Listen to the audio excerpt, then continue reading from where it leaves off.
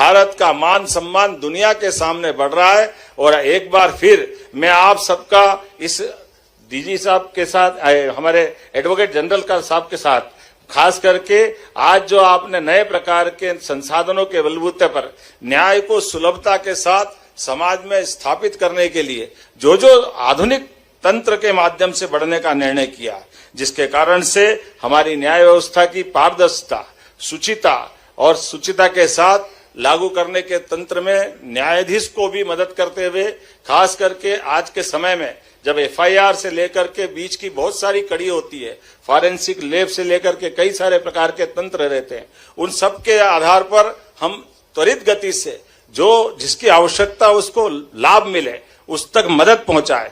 क्योंकि न्याय का मतलब ही है विलंब से छुट्टी, न्याय का मतलब ही है अन्याय से मुक्ति।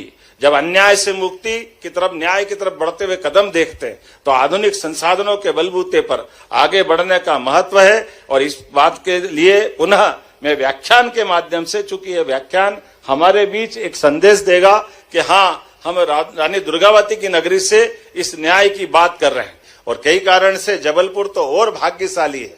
मां नर्मदा की धारा, यद्यपि पूरी धारा लगभग 2500 किलोमीटर तक जाती है, लेकिन मां नर्मदा का आशीर्वाद अगर किसी नगर को मिला है तो जबलपुर को ज्यादा मिला है।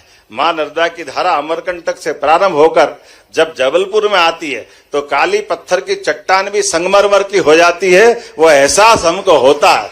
वो उज्जवल धवल धारा हमारी निर्मलता की, शुचिता की और मां के आशीर्वाद की कहानी कहती है।